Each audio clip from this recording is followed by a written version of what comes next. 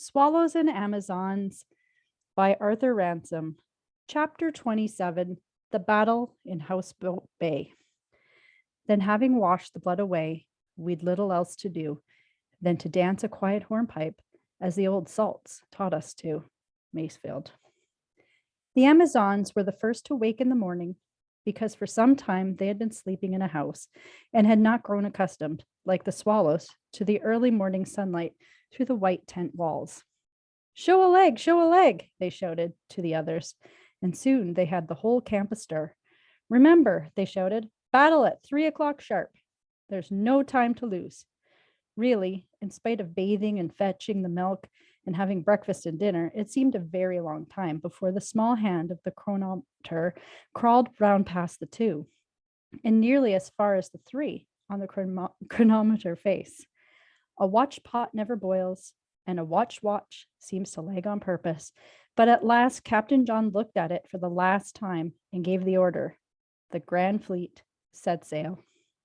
Shall we go in under sails or oars? Captain John consulted with Captain Nancy as the Amazon and the Swallow, slipping quietly along with a followed wind, came near the point of the southern side of Houseboat Bay. More seaman-like to do it under sail, said Captain Nancy. There won't be a lee side to him, said Captain John. The houseboat will be lying head to wind. Our plan will be to reach into the bay and then come head to wind, one on each side of him. If you'll lay yourself aboard this starboard side, I'll bring Swallow up on his port. Very good, sir, said Captain Nancy. Lower sail. As we come alongside, grapple and board him. He'll go for one lot of us. He can't go for both. The others will get aboard and take him in the rear. Hand-to-hand fighting from the very first, said Nancy. What about nailing our colors to our masts? Said Able Seaman Teddy. Fasten the flag halyards with a clove hitch, said Captain Nancy. That'll be as good. Just look at his flag, said Roger, who, as usual, was at his post in the bows. They had passed the point and could see into Houseboat Bay. There lay the houseboat moored to her big barrel buoy, and on her little flag staff of a mast accustomed to carry the red ensign was large and most unusual flag, blowing out finely in the wind. It was a green flag, and in the middle of it, nearly filling it, was a huge white elephant. The houseboat man, Captain Flint, had dug it out for the occasion. I know what it is, said John. It's the Siamese flag. I've seen it before, said Mate Peggy. He brought it back from the east last year. Well, it's coming down in 2 shakes, said Captain Nancy, as soon as ever we get aboard.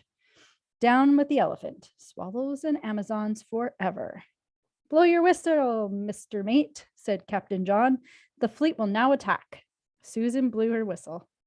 Blow it both loud and shrill like the man in the ballad, said Titty. Susan was still blowing. Let me blow it, said Roger, and Susan, out of breath, gave it to the boy, who kept on blowing it till he nearly burst. The 2 ships, the brown sailed and the white, heeled over as their steersman brought the wind on to the beam to reach into the bay. For a minute or 2, the water foamed from under their bows. Then, as they came into the shelter of the point, the water quieted. Roger blew on, in gusts whenever he had any breath to blow with. Suddenly, a head in a huge white sun helmet appeared out of the forehatch of the houseboat. Another whistle, louder than Mate Susan's, sounded over the water. Blow, blow, Roger, said Titty. The Swallow and the Amazon swept on toward the houseboat, the Amazon drawing a little ahead. Slacken away your main shit, Amazon, shouted Captain John. Remember, I'm to board him on the port side. We ought to come alongside him at the same moment. Captain Nancy let out her main sheet, spilling the wind, and Swallow shot ahead. All right now, shouted Captain John.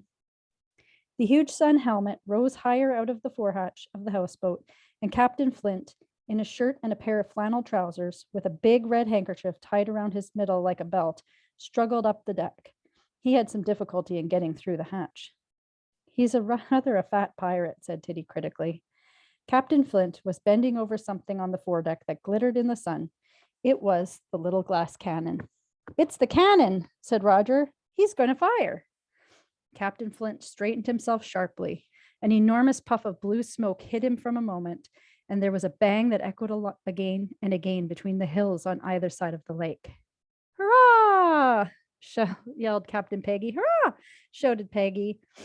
Hurrah! Shouted the whole ship's company in Swallow. Captain Flint was busy again with the little cannon. He poured something into it out of a tin. Then he pushed something into it.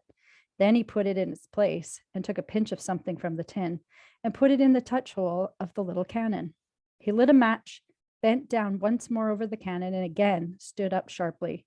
This time putting his hands over his ears, there was another cloud of smoke and a terrific bang.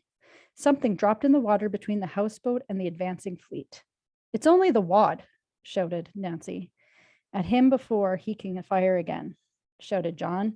But Captain Flint was no mean gunner, and just as Swallow slipped by under the stern of the houseboat, there was another crash from the cannon, and the smoke and the smell of the gunpowder drove over the little ship.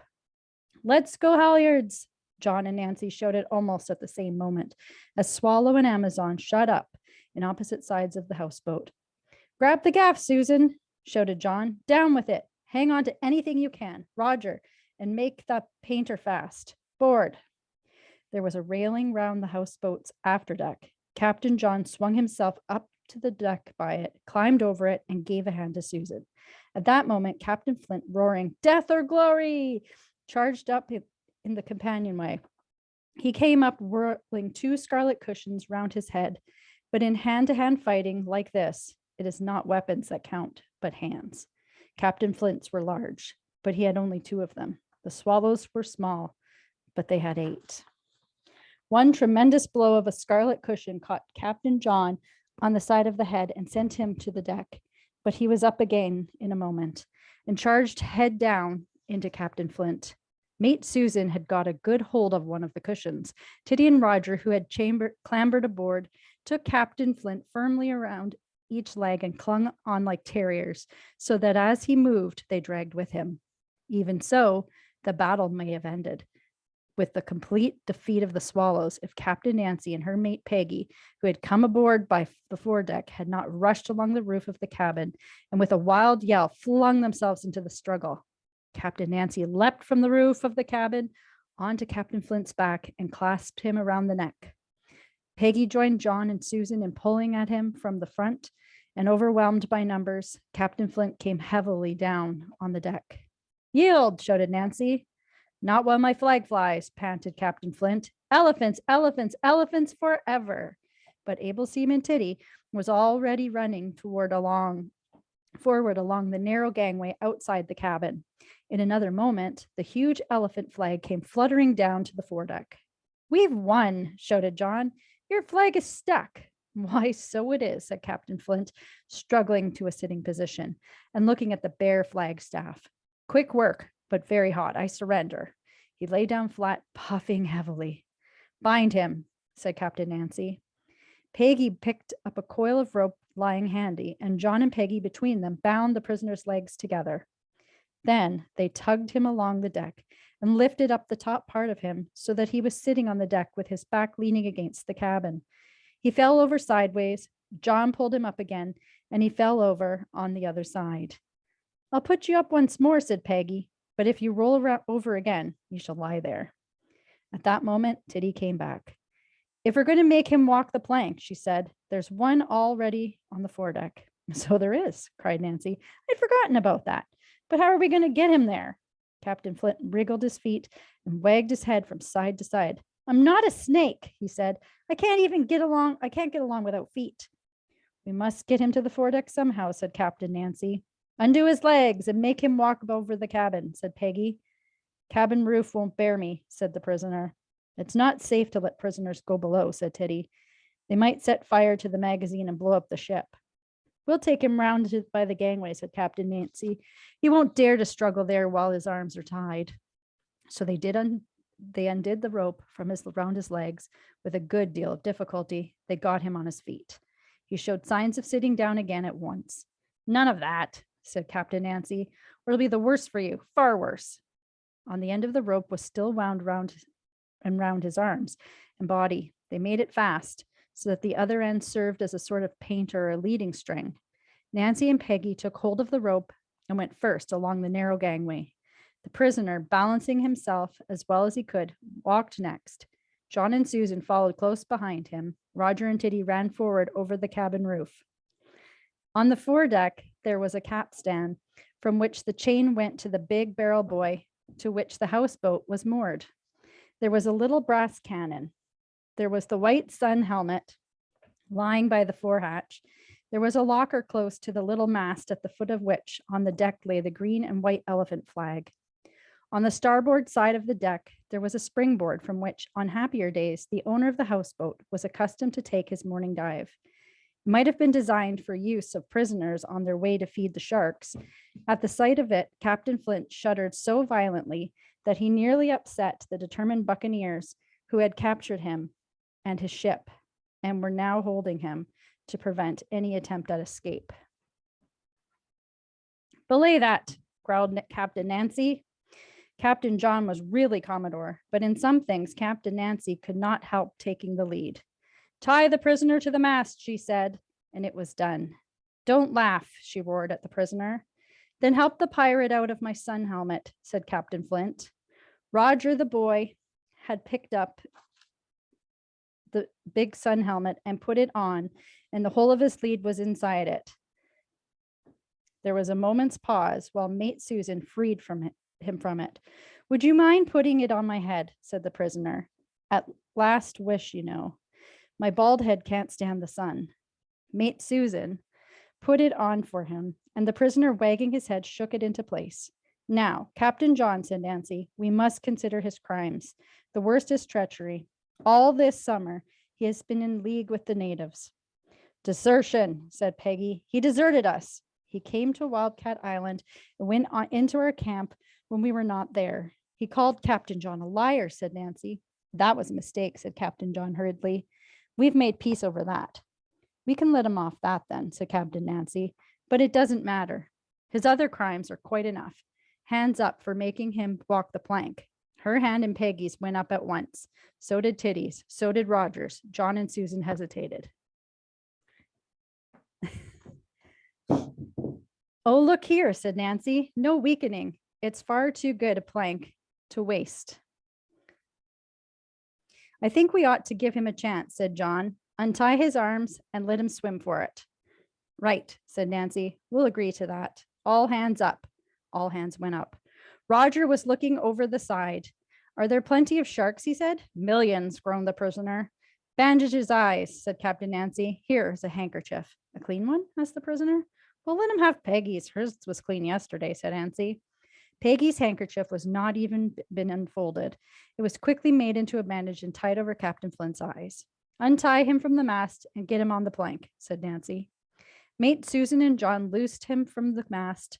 Then they unbound his arms. The prisoner swayed heavily this way and that. At last, with Titty and Roger pushing behind Peggy, John and Susan between them guided him to the plank. Captain Nancy watched with folded arms. "Now walk," she cried. Captain Flint, blindfolded, moved his feet little by little along the springboard. He stopped, shaking all over, while the springboard bent and quivered under his weight. Captain Nancy stamped her foot.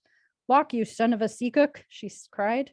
Captain Flint took another step or two until he was at the very end of the plank, high over the water. "Mercy," he begged, "mercy."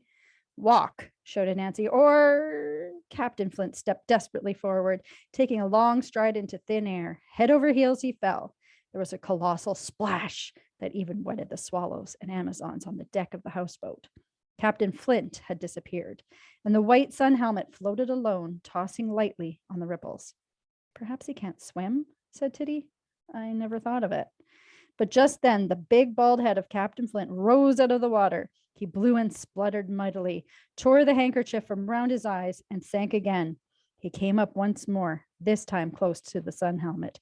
He grabbed it and threw it, spinning up on the deck of his ship. "He can swim all right," said Titty. Suddenly he let loose a yell. "Sharks! Sharks!" he yelled, and splashing as hard as he could, swam to the houseboat's big mooring buoy. He climbed onto it, though it upset him once or twice. At last he was sitting astride on the top of it. "This place is stiff with sharks," he called. "One of them's nibbling at my foot." He slipped sideways off the buoy and swam to the side of the houseboat, splashing tremendously. A rope! A rope! He shouted, bobbing in the water and splashing with his arms, while the swallows and Amazons looked down at his struggles. Shall we let him have one? Said Susan. It's been a good long time in the water. You'll never be in league with natives again, said Nancy. Hard-hearted pirate, never, said Captain Flint, blowing like a walrus that has come up to breath. We'll give you a rope. I'd much rather have a rope ladder, said Captain Flint. At my age, I'm getting too fat for ropes. There's a rope ladder just by the springboard, the plank, I mean. It's made fast. You've only got to throw the loose end overboard. John threw over the rope ladder, and a moment later, Captain Flint stood once more on the deck with his ship with the water pouring from him and running away into the scuppers. He sat down on the capstan and swung his arms about his chest. Well, that's that, he said. Not even the Amazon pirates are ruthless enough to make a man walk the plank twice on one day. Hello, Roger, looking for the sharks? Roger had been looking down into the water from the houseboat's deck. I don't believe there are any, he said. None big enough anyway. The young ruffian's sorry. I haven't left a leg or an arm behind with them, said Captain Flint. What are you going to do with me now? He added. You've captured my ship. You've hauled down my noble elephant. You've trussed me like a chicken. You've made me walk the plank. I've walked it, dodged the shark, and come aboard to report for duty. Do you think my crimes are wiped out? Because if they are, he paused. What? All the best sea fights end with a banquet, said Captain Flint. And there's one waiting in the cabin, and nobody but the parrot on guard there. Just let me go below and start the primus while you get into some dry things, and then there's nothing to keep us from it. Nobody had anything to say against that. Captain Flint lowered himself through the forehatch. A moment later, he put his head out. By the way, I suppose you'll want to hoist the Jolly Roger on your prize. You'll find one in the locker, he bobbed down again, and they heard him bumping about below deck. Peggy opened the locker by the mast, and there on the top lay a black flag with a skull and crossbones on it as big as the elephant. She and Titty looked at the elephant flag off the halyards and fastened on the blackjack. Then, with a cheer from both ships' companies, Peggy ran it to the masthead. Captain Flint's head bobbed up again through the hatch. What about going below? He said. You better come in by the companionway and mind your heads, though I suppose none of your heads are in as much danger as mine. Is yours really in danger? Said Titty, looking at it with interest. Not for high treason, said Captain Flint, only of being bumped on the way into the cabin. Nancy was looking at a large burnt patch on the cabin roof. Well, she said to Captain Flint, as one pirate to another, I'm sorry it made such a mess. I never would have thought the thing would have burnt both ways. But didn't it just bang? It did, rather, said Captain Flint as he disappeared once more. The swallows and the Amazons went aft to the companion to go down into the cabin. The captains and the mates went by the gangway outside, the able seaman and the boy over the cabin roof. The cabin was all that the cabin of a retired pirate should be. Captain Flint had been hard at work, tidying up after the burglary, and the walls were hung once more with strange weapons and curiosities from all the seven seas. Everything that had not been broken and thrown overboard was back in its place. There was a long, narrow table down the middle of the cabin with chairs set on each side of it. The green parrot was perched on the back of one of the chairs. Pieces of eight, say pieces of eight, said Nancy Blackett to the parrot. Pretty Polly, said the parrot. You're not fit to be a pirate's parrot, said Nancy. Are the chairs fixed to the floor? Asked Roger. No, said Peggy. They are on Daddy's ship, said Roger. We don't get a very high sea in this bay, said a voice from the doorway into the forecastle. The roar of the primus stove came suddenly to an end. Captain Flint changed and in dry clothes came in with a big kettle. Sort yourselves, he said, and they sorted themselves, and the feast began. It was as good as a feast as Captain Flint had been able to get sent from Rio. For example, there were ices, strawberry ones. There were parkins and bath buns and rock cakes and ginger nuts and chocolate biscuits. There were mountains of sandwiches to begin with. Then there was a cake with a paper cover over it. When the cover was lifted off, there was a picture of two little ships done in pink and white icing. The Swallow and the Amazon, said Roger. That's what they're meant for, said Captain Flint. Friendliness between the Swallows and Amazons and the retired pirate grew rapidly as the feast went on. Indeed, when Captain Flint was going to help himself to a strawberry ice, Mate Susan stopped him. You mustn't have ices after walking the plank, she said. Mother says they'll give you a chill in the stomach if you eat them when you've just bathed.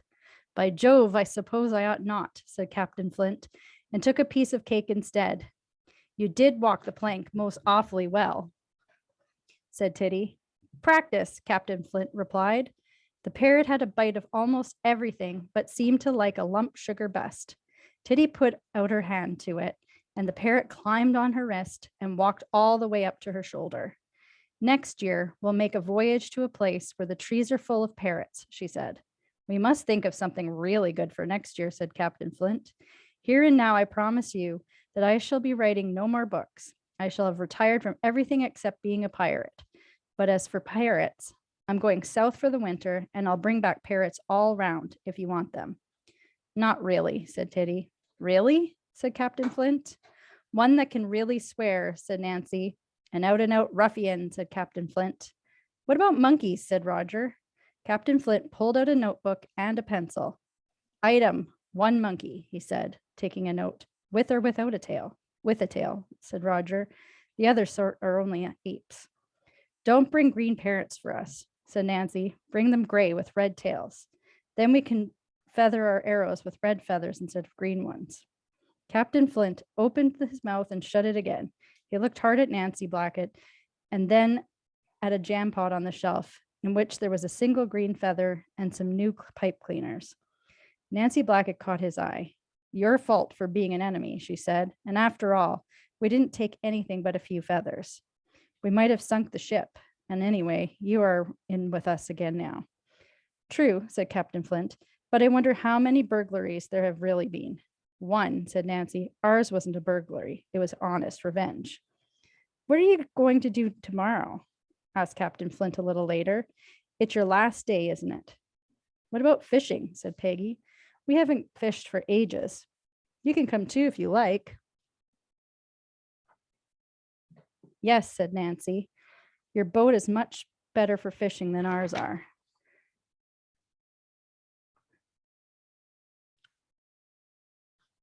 And as much danger as mine. Is yours really in danger? Said Titty, looking at it with interest. Not for... Besides, you know the best places. Do come, said John. Please, said Susan. Well, if there's not too much wind, we might make a day of it. I'll come, but I can't start too early. And then we'll plan something tremendous for each year. For next year. I'm not going fishing tomorrow, said Abel Seaman Titty. Why not? Said Susan. I'm going treasure hunting. Where? Cormorant Island. I'm sure it's still there. The sea chest, I mean. Waste of time, Abel Seaman, said Captain Flint.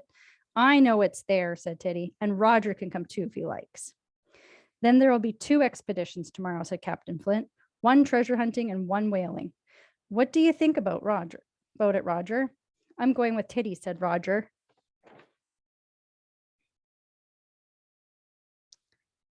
And it was settled, though Susan did say, they can't go alone unless it's a calm day. After the feasting had ended, and it lasted a long time, Peggy said, I say, Uncle Jim. He's not Uncle Jim, you galoot, Nancy said. Of course not, said Peggy. I say Captain Flint. Have you still got the accordion? Tip us a stave, said Captain Nancy. If you'll dance the hornpipe, I will. There's no room in the cabin. On the poop, then? Captain Flint brought a huge accordion out to the fore cabin. Lucky the burglar didn't find that, he said, or he'd have taken it for certain. But perhaps he had no ear for music. They all went up on the after deck. Captain Flint sat on the rail and played the sailor's hornpipe while Captain Nancy danced. That's not the way we do it, said Titty. Let's see your way, said Captain Flint. He played on, and Nancy and Peggy danced their hornpipe, and Captain John, Mate Susan, Abel Seaman Titty, and the ship's boy danced theirs. The stamping on the deck could have been heard a mile away in the quiet evening. Faster and faster played Captain Flint. Faster and faster danced the swallows and Amazons until the tune went so fast that it stopped being a tune at all, and they all flung themselves on the deck, tired out. And to think how I've wasted this summer, said Captain Flint.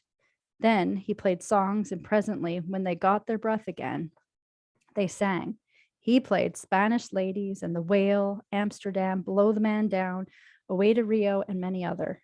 At last it grew dusk. Our harbor lights are not lit, said Captain John. We must get back before dark, said Mate Susan. And there's hardly any wind left, said Captain Nancy. Let's start while we can sail. Whaling tomorrow, said Captain Flint as he said goodbye. Treasure hunting, said able seaman Titty. A few minutes later, the Swallow and Amazon were heading out of the bay. Captain Flint leaned on the rail and watched them go. The sound of his playing reached them over the water until they cleared the point and met the wind. He made a jolly good pirate, said Captain John. It's a pity he's so old, said Roger. He isn't so awfully old, said Titty.